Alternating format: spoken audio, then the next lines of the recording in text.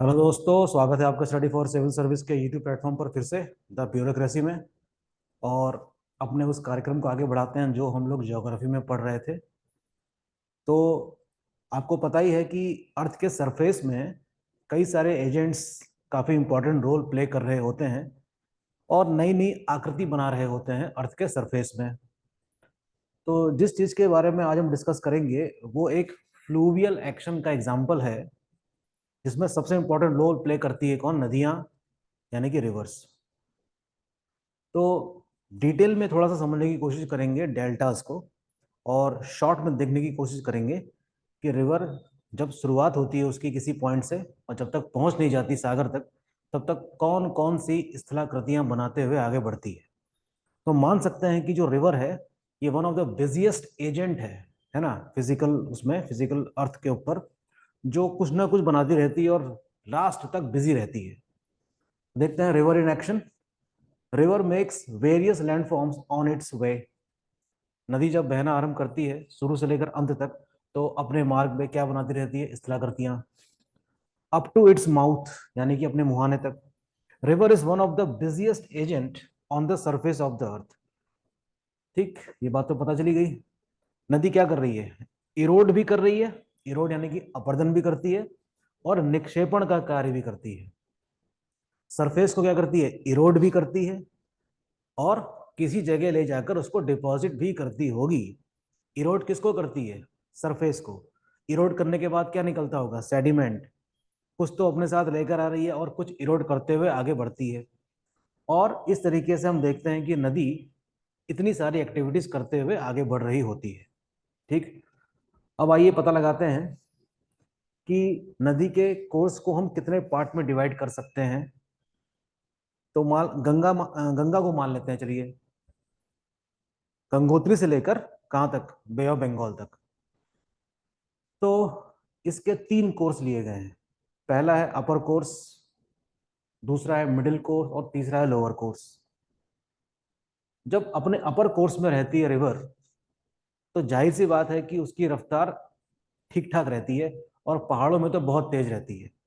हरिद्वार में भी काफी तेज रहती है। तो इसका मतलब ये हुआ कि नदी की रफ्तार जब तेज है तो वो डिपोजिशन वाला काम कम करेगी और अपर्दन वाला काम ज्यादा करेगी, यानी कि इरोड ज्यादा करेगी। तो इस अपर कोर्स में इसका इरोजन वाला वर्क ज्यादा रहता है। ठीक, फिर बढ़ते हैं आगे, यानी कि यूपी चलते हैं, उत्तर प्रदेश और बिहार वाले मैदान में। तो उसको मान सकते हैं कि वो नदी का क्या है? मिडिल कोर्स है। तो नदी इसमें क्या करती है? बैलेंस बनाकर चलती है। इसलिए वो इरोजन काम भी करते रहती है और डिपोजिशनल वर्क भी करती रहती है। दोनों काम हो सके हैं मिडिल कोर्स में। बैलेंस बना के चल रही है नदी, सतह को क्या करेगी? अपर्दन भी करेगी और निक्षेपण भी करेगी, बोथ। लोअर कोर्स में जहां पर नदी की रफ्तार बहुत कम हो जाती है, बहुत कम इसलिए हो जाती है क्योंकि वो बिल्कुल सी लेवल पर आने वाली है।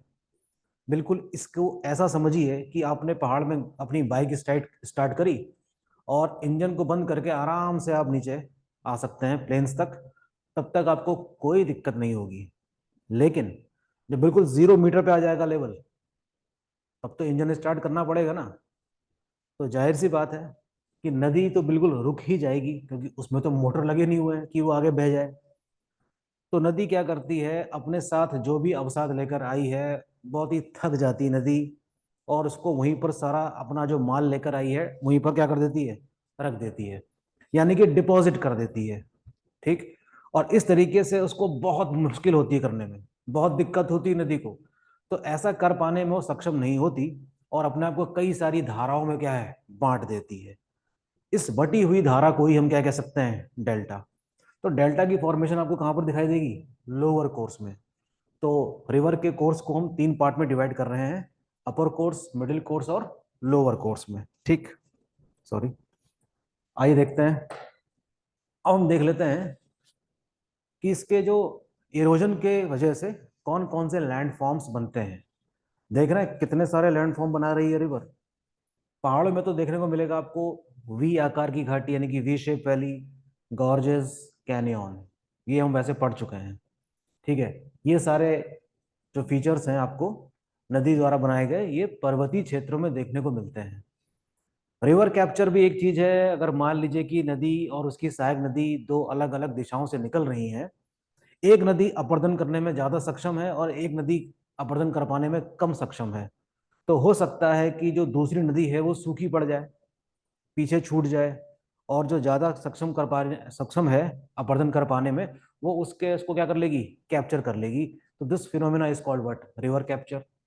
पॉट होल्स तब बनते हैं जब नदी अपने साथ बड़े बड़े पत्थरों को लेकर आती है, और वो पत्थर जब कहीं गिरते होंगे तो हो सकता है वहां पर गड्ढों का निर्माण कर दें। ठीक है, तो हम कह सकते हैं कि ऐसे गड्ढे पहले से ही मौजूद हो सकते हैं नदी के रास्ते में, तो वहां पर एडीज ऑफ द करंट देखने को मिल सकता है, पानी घूमता हुआ दिखाई दे सकता है वहां पर। हो सकता है पानी वहां पर थोड़ा गहरा हो। तो ये भी एक प्रकार का क्या है, अपवर्तन कार्य ही है किसका, रिवर का। Waterfalls, plunge pool, these are also one of the features of the river. क्योंकि नदी अपने मार्ग में बहते हुए कई सारी क्या कर सकती है ना, क्या बना सकती है, वाटरफॉल बना सकती है। जैसे कि इंडिया में वेस्ट फ्लोइंग रिवर अपने मार्ग में जब आगे बढ़ती हैं तो इस प्रकार से क्या है, वाटरफॉल बना रही हैं। नर्मदा नदी अपने मार्ग में कई सारे वाटरफॉल्स बनाती है। सह्याद्री घाट से निकलने वाली कई सारी धाराएं बहुत ऊंचे ऊंचे जलप्रपात बनाती है। ठीक है, तो वाटरफॉल एक सर्टेन हाइट से होगा, जाहिर सी बात है। और जब एक सर्टेन हाइट से होगा वाटरफॉल, तो एक जगह पे गिरेगा भी, तो यहाँ पे भी गिरेगा। तो ये जो आप स्ट्रेटा देख रहे हैं रॉक का, कहीं पर सॉफ्ट रॉक होंगी, कहीं पर हार्ड रॉक होंगी। तो जो सॉफ्ट रॉक होगी वो तो क्या हो जाएगी, इरोड हो जाएगी। प्लस जिस स्थान पर ये धारा गिर रही है आके, हो सकता है कि वहां पर भी क्या हो जाए, एक डिप्रेशन क्रिएट हो जाए। तो यहाँ पर क्या बन सकता है, एक पूल तो बन ही सकता है, और लोग यहाँ पर छलांग मार के तैरते भी हैं। This pool is called what, plunge pool. इसी को क्या कहते हैं, प्लंज पूल कहते हैं। तो मान लो कि समर्स के दिनों में नदी में पानी नहीं बह रहा है, तो भी इस पूल में तो पानी कम से कम रहता ही है, और लोग तैरने का आनंद ले सकते हैं। तो इस प्रकार के फीचर्स आपको भारत में या दुनिया के किसी भी हिस्से में देखने को मिल जाते हैं। ये कोई अनकॉमन फीचर नहीं है। तो this pool is called plunge pool and this is what we have, waterfall, majestic waterfall. ठीक है। अच्छा, meandering peneplains are also one of the most important feature of river which falls under the erosional activity। थोड़ा सा meandering के बारे में समझते हैं। देखिए, नदी बिल्कुल सीधे नहीं बहती है। नदी हमेशा कैसे बहती है, इस तरीके से बहती है, सरपेंटाइन, सांप की तरह बहती है ना। नदी हमेशा कैसे बहेगी, ऐसे बहेगी, बिल्कुल सीधी नहीं बहेगी। सीधी भी बह सकती थी अगर उसके रास्ते में कोई बाधा ना आए तो, लेकिन बाधा आती है। जरा सी भी बाधा अगर नदी के सामने आ जाए प्लेन्स में, तो वो उसको क्रॉस नहीं कर सकती, तो उसका राउंड लेकर आएगी। ठीक है, तो क्या करेगी, अगर यहाँ पर मान लीजिए बाधा मौजूद है, तो नदी उसके ऊपर से थोड़ी आ जाएगी उड़ के, नहीं, उसको ऐसे आना होगा। तो इस तरीके से मार्ग में कई सारे अवरोधों को पार करते हुए आगे बढ़ती है, और इस प्रयास में वो किस तरीके से बहने लग जाती है, एक सांप की तरह। तो this shape is what called serpentine, is called what, serpentine. लेकिन इसमें जब हम देखते हैं, देखिए इसको फिर से बनाता हूं मैं, इसको जरा गौर से देखिएगा। अगर मान लीजिए कि नदी काफी चौड़ी है और खूब पानी लबालब भरा हुआ है इसमें, है ना, तो पूरा पानी भर देते हैं इसमें, तो देख सकते हैं कि नदी जब इस तरफ बह रही है, तो ऐसे जब ऐसे बह रही होगी तो इस तरफ सेंट्रीफ्यूगल फोर्स ज्यादा लग रहा होगा इस तरफ, और इस तरफ फोर्स अंदर की तरफ लग रहा होगा। इसे ठीक ऐसे समझिए कि जैसे आप बस में बैठे हैं और पहाड़ में कर्व आया, तो बस वाले ने गाड़ी मोड़ी, तो जो दाईं तरफ है कर्व लेते हुए गाड़ी, तो दाईं तरफ वाला जो बंदा बैठा होगा खिड़की की तरफ, वो बाहर की तरफ जाएगा, और जो उसके इस तरफ बैठा है लेफ्ट साइड में, वो अंदर की तरफ आएगा, समथिंग लाइक दैट। तो रिवर भी इस तरह से काम कर रही है। तो इधर ज्यादा चौड़ा हो जाएगी रिवर, और इस तरफ अंदर की तरफ आने की कोशिश करेगी। ठीक है, तो this what we have, the meandering of the river. इसमें एक फीचर और समझने जैसा है, और वो ये कि जैसे मान लीजिए कि समर्स चल रहे हैं और नदी अब सूख गई है, लेकिन फिर भी इसी चैनल से तो बहेगी ना आगे। तो हम कह सकते हैं कि अब नदी की चौड़ाई हो गई है इतनी, खाली बीच वाले पोर्शन को देखिए। लेकिन ये जो धारा है नदी की, जो अब पतली हो चुकी है, ये भी सक्षम है क्या कर पाने में, मेंडरिंग कर पाने में। दोनों फोर्स यहां भी काम कर रहे होंगे जो इस केस में कर रहे थे। ओके, तो ये जो रिवर स्ट्रीम है ड्राई डेज में जब मेंडरिंग करेगी, तो इस टाइप की मेंडरिंग को हम कहते हैं incised meandering. This is very important point for UPSC. नदी मेंडरिंग कर रही है गर्मी के दिनों में भी जब पानी उसमें नहीं है लेकिन कम पानी है, तो उस प्रकार से मेंडरिंग को कहते हैं हम इंसाइज्ड मेंडरिंग। वेरी इंपॉर्टेंट, ठीक है। और इसी केस में हम आगे देखेंगे कि नदी जो है ऐसे करते करते आगे बहती है, तो जाहिर सी बात है कि इसकी कई सारी स्टेजेस होंगी। तो अब हमें क्या करना चाहिए कि इसको और भी लूप को क्लोज कर देना चाहिए और आगे बढ़ना चाहिए, ठीक है। तो अभी तक तो चलो कोई दिक्कत नहीं है, पानी पूरा घूम घूम के आ रहा है, लेकिन जब ये सर्कल पूरा एनक्लोज हो जाए तब इसकी अगली स्टेज क्या बननी चाहिए, हो सकता है ये इसको टच कर ले, तो अब पानी बिल्कुल यहां फ्लो करने के बजाय सीधे बहना शुरू हो जाएगा इस तरीके से, और ये जो पीछे छूट जाएगी वाटर बॉडी, ये पीछे रह जाएगी, मतलब अब यहाँ पानी फ्लो नहीं कर रहा है। तो हम कह सकते हैं कि जो ये वाला पार्ट है जो इस तरीके से आप देख सकते हैं छूट गया पीछे, अब ये लेक बन गई है। क्या बन गई है, एक झील बन गई है। इसी को कहते हैं क्या, ऑक्स बो लेक, यानी कि गोखुर झील। तो ये भी एक फीचर है जो रिवर के कारण बना। तो this is an example of what, ox bow lake. और ये एग्जांपल क्या है, मेंडरिंग का है, रिवर के अंदर इनसाइज मेंडरिंग का एग्जांपल है। और ये है क्या, ऑक्स बो लेक का। ठीक है, तो सिंपल तरीके से आपको मेरे ख्याल से समझ में आ गई होगी बात कि ये मामला क्या है। अब बढ़ते हैं आगे। ओके, रिवर क्योंकि इरोजनल वर्क के साथ साथ डिपोजिशनल वर्क भी कर रही है, तो आइए देखते हैं कि नदी का जो डिपोजिशनल वर्क है वो कौन कौन सा है। नदी क्या बना, किस डिपॉजिट करके क्या क्या फीचर्स बना रही है, alluvial fans and cones, oxbow lake जो हमने देख लिया, डेल्टाज, फ्लड प्लेन, इन सब के बारे में थोड़ा सा डिटेल में मैं समझाता हूँ आपको कि डेल्टाज क्या होते हैं और कितने प्रकार के होते हैं। ठीक है, तो इस पे थोड़ा सा हमको टाइम देना होगा। आइए देखते हैं। ये तो है, देखिए एग्जांपल आर्क्यूएट डेल्टा का। ये one of the most common form of delta है, जिसमें नदी जब सी लेवल के पास पहुंचने वाली होती है तो उससे काफी पहले अपनी आप को कई सारी धाराओं में बांट लेती है। क्यों बांटती है, जैसे कि मैंने आपको बताया कि नदी देखिए जब फ्लो होते हुए आती है तो बिल्कुल सी लेवल पे पहुंचने वाली होती है, जहां पर 0 मीटर में उसको आगे बढ़ने में दिक्कत होगी। और लदी हुई है किस चीज से, सेडिमेंट्स से, चलने में बड़ी दिक्कत हो रही है, हाफ हाफ के आगे बढ़ रही है। ठीक है, तो उससे काफी पहले क्या करेगी, मान लीजिए कि नदी को आगे बढ़ा नहीं जा रहा है, बहुत थक चुकी है नदी, तो अपने साथ आया हुआ जो सेडिमेंट्स है वो अपने चारों तरफ क्या कर देगी, अपने दोनों तरफ क्या कर देगी, वहीं छोड़ देगी। अब इस बटे हुए, या कह सकते हैं कि जो इकट्ठा किया है उसने मेन को, अपने मेन कोर्स के दोनों तरफ जो सेडिमेंट्स इकट्ठा किए हैं, तो थोड़ा सा आगे बढ़ सकती है ये। लेकिन इसके पीछे नदी आएगी, वो जो धारा आ रही होगी वो हो सकता है इसको क्रॉस करके आगे बढ़े, फिर ये भी, इसके पास भी सेडिमेंट होगा, इसके पास भी धारा बढ़ जानी चाहिए। तो इस तरीके से हम देखते हैं कि कई सारी धाराएं बढ़ जा रही हैं सेडिमेंट्स डिपॉजिट होने के कारण। ठीक है, सभी डेल्टास एक जैसे नहीं होते, इस प्रकार का डेल्टा काफी विस्तारित होता है। आप नक्शा जब देखेंगे वेस्ट बंगाल और बांग्लादेश का, तो आप देख सकते हैं कि कितने ही ज्यादा धाराएं हैं जो सुंदरबन डेल्टा बना रही हैं, वर्ल्ड का सबसे बड़ा डेल्टा। और कितने सारे छोटे छोटे आइलैंड्स भी हैं इसमें बीच बीच में, इतने सारे, इतनी सारी धाराओं में विभक्त हो चुकी होती है कौन, गंगा और ब्रह्मपुत्र। तो ये एग्जाम्पल किस चीज का है, आर्क्वेट डेल्टा का। नाइल रिवर भी कुछ इस प्रकार का ही क्या बनाती है, डेल्टा बनाती है। अच्छा, इस प्रकार के डेल्टा में, यानी कि आर्क्वेट डेल्टा में नदी का पानी मिल जाता है किसमें, समुद्र के पानी में, और समुद्र का पानी इसके ऊपर हावी नहीं हो पाता, यानी कि ब्रैकिश वाटर हमको यहां देखने को नहीं मिलेगा उतने उस लेवल का जो हमको एस्चुरी में देखने को मिलेगा। तो ये फर्क भी आपको पता होना चाहिए कि एस्चुरी और डेल्टा में फर्क क्या है। आगे देखते हैं, बर्ड फुट डेल्टा, है ना।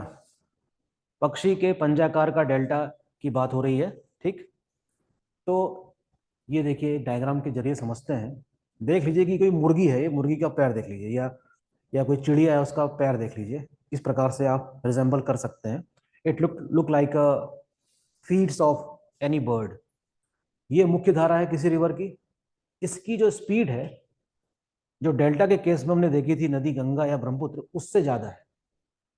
स्पीड इसकी क्या है, ज्यादा है, relatively high in velocity, hence does not divide into large number of channels. अगर नदी की रफ्तार ज्यादा हो तो उसको बहुत ज्यादा धाराओं में बंटने की जरूरत नहीं है, वो अपने सेडिमेंट्स को और आगे तक ले जा सकती है। लेकिन कहीं ना कहीं तो उसको रुकना होगा ही। तो क्या होगा, वो नदी से कुछ ही दूरी पर अपने आप को थोड़ा बांट लेती है, और कह सकते हैं कि ये क्या बन जाता है, डेल्टा बनता है। और किसके प्रकार दिखाई पड़ता है, बर्ड फुट की तरह। और एग्जाम्पल हमारे पास क्या है, मिसिसिपी डेल्टा ऑफ यूएसए। ये इसका एक परफेक्ट एग्जाम्पल है, मिसिसिपी डेल्टा, जो बर्ड फुट डेल्टा का एग्जाम्पल है। बचपन से पढ़ते हुए आए होंगे, लेकिन बनता इस वजह से है, ठीक है। आगे देखते हैं। अब बात करते हैं एस्चुरी की, है ना। अब बात कर रहे हैं एस्चुरी की, थोड़ा ध्यान से देखेंगे इस चीज को। This type of delta is formed when river flows into the sea through a single mouth. नदी जब समुद्र में पहुंच रही है तो समुद्र का पानी भी नदी के ऊपर पहुंच रहा है। बात को समझिए। This type of delta is formed when river flows into the sea through a single mouth of estuary. Long and narrow delta is formed. River have to face sea waves and tides. इस प्रकार के deltas में देखते हैं जहां पर नदी पहुंचती है, समुद्र का पानी भी उसके ऊपर हो सकता है कि हावी होने की कोशिश करे टाइड्स की वजह से। Okay. Sea water also mix with river water in estuaries, while in deltas river discharge their water in sea ocean. So this is the thin line between delta and estuary. Let me repeat. Sea water also mix with river water in estuaries, ठीक। while in deltas river discharge their water in sea या ocean. ये थोड़ा सा फर्क है किसमें, delta और estuary में। एग्जाम्पल्स हमारे पास कई सारे हैं इस केस में। Most of the west flowing river in India, जो पेनिनसुलर रिवर पेनिनसुलर इंडिया में बहती हैं, जैसे कि नर्मदा है, ताप्ती है, वो इस प्रकार से एस्चुरीज बनाती है। Most of the west flowing rivers in India forms estuaries, that is Narmada and Tapti. And this is something very important. Okay. तो एक टर्म मैं आपको बता रहा हूं, ब्रैकिश वाटर क्या होता है। What is brackish water?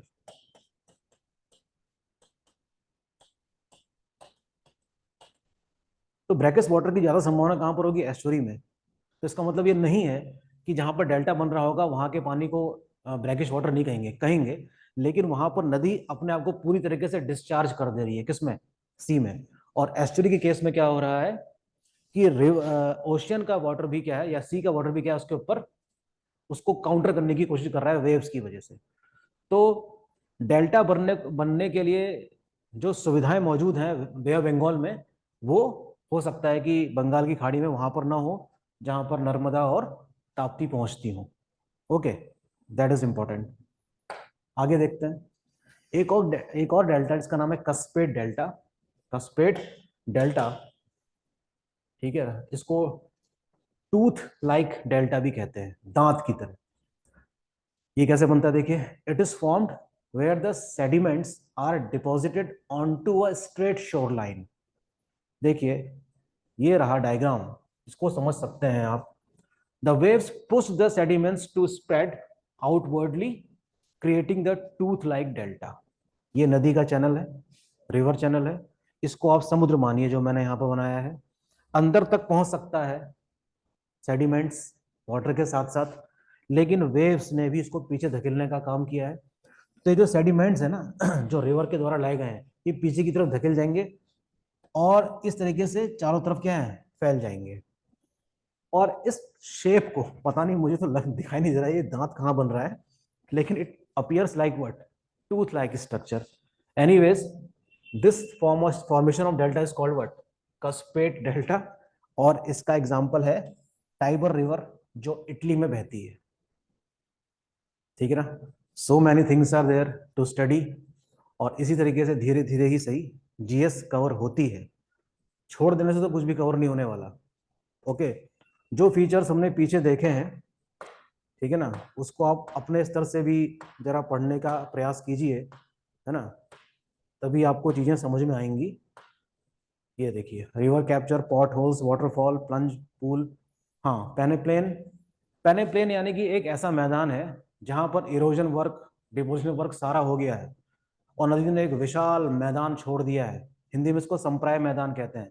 लेकिन उसका अपरदन नहीं हो पाया, ऐसे रॉक्स का जो इरोड नहीं हो पाया। तो कह सकते हैं कि लार्ज ट्रैक्ट ऑफ लैंड है, बिल्कुल आकृति विहीन, लेकिन बीच बीच में कहीं कहीं पर रॉक्स दिखाई दे रही हैं, एक उठी हुई आकृति दिखाई दे रही है। तो उस उठी हुई आकृति को क्या नाम दिया जाता है? Monadnocks. What are monadnocks? Are the features of the peneplains. Hindi में से कहते हैं संप्राय मैदान। ठीक, संप्राय मैदान। तो ये रहा एक छोटा सा लेक्चर रिवर के एक्शंस के बारे में।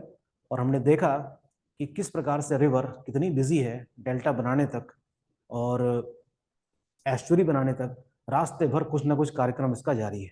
ठीक, तो बने रहिए स्टडी फॉर सिविल सर्विस के साथ और अपनी पढ़ाई भी करते रहिए और हमारे लेक्चर्स को अपने दोस्तों तक भी पहुंचाइए। Thank you.